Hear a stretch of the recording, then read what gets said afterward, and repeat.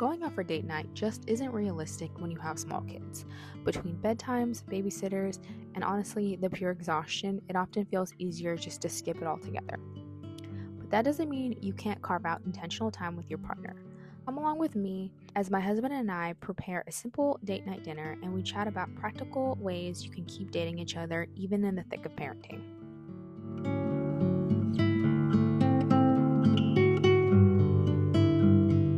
My husband and I have been together for almost 9 years, and one of the biggest reasons I think we've lasted so long and grown closer over the years is because we've always been intentional about dating each other. Before we had our baby, we went out a couple times a month. Dinner, drinks, a coffee date, just anything to get away and reconnect. We both worked full times, so carving out those nights together felt easy to justify. They really were an investment in our relationship. But when I made the decision to stay at home with our baby, everything shifted. We had to rework our entire budget, and one of the things that had to go was our fancy date night outs.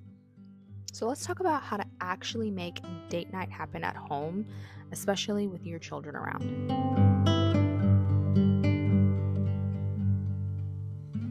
My first tip is scheduling it out. You absolutely have to put it on your calendar or it is not going to happen. So look at you and your husband's calendar for the week and pick a day where you're the least busy, where you won't be exhausted, and you won't be tempted to skip your date night. My next tip is to tag team getting everything prepared for the date night. So here I was actually washing up the dishes and getting a few things prepared while my husband was feeding the baby dinner and giving him a bath. Then we switched. I went ahead and nursed the baby and got him down for bed while my husband finished preparing the meal. Make it feel special. Just because you're not going out doesn't mean it can't feel special. So set the scene by dimming the lights and lighting a candle, maybe putting on some of your favorite soft music. We even get dressed. In this video, you can see that I'm wearing a dress. You can also make it feel more special by the things that you're preparing. So in this video, we got a rack of lamb from Aldi. It was pretty affordable. I think it was like $10. And we also made a fun little cocktail. It's all about the intentionality that's going to make it feel special for you.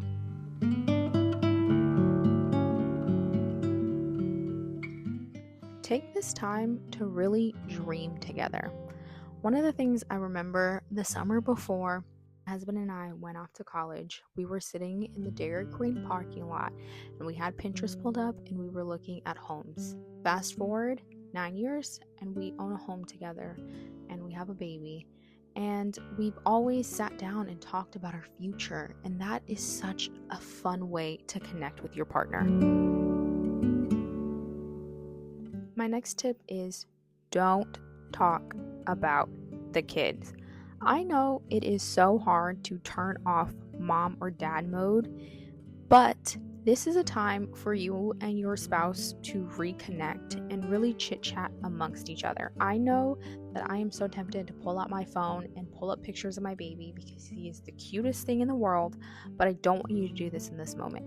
I want you to spend that time having an adult conversation, even if it's about something so stupid, even if it's about a random meme you saw on TikTok or whatever. Just spend the time actually talking like adults.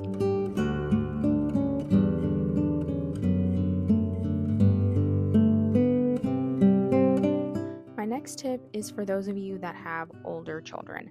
My baby goes to bed at 7, so we put him down at 7 and we have a 8 o'clock date night.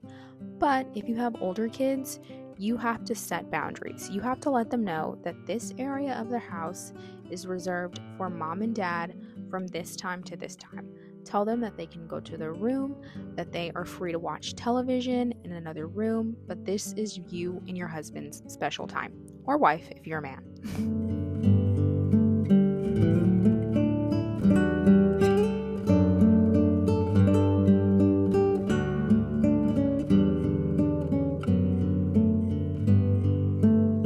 You can spice things up by trying something you've never done before. Maybe make a new recipe together. Try a craft. Pick a fun activity like stargazing in your backyard or maybe a DIY wine tasting. Something that Terry and I, my husband, would do when we were younger. is we would go to Trader Joe's and pick up bottles of 2-Buck Chuck, and we would rate them. Super duper fun. I don't know if 2-Buck Chuck is still $2 anymore. I bet it's not. But if you have more room in the budget, you could get a nicer bottle of wine or maybe whiskey, whatever you guys are into, kind of get something new to try.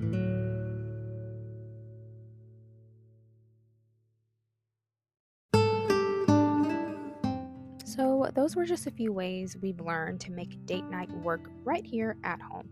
It might not look like it used to with our fancy restaurants and our caviar and our oysters, but honestly, we found just as much joy together at home.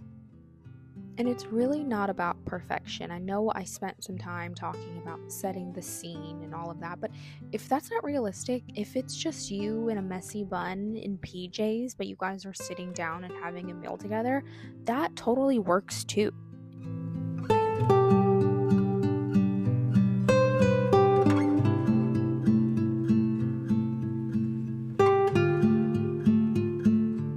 So if you're in a season where going out just isn't realistic, I hope this encourages you to still find little ways to prioritize your marriage.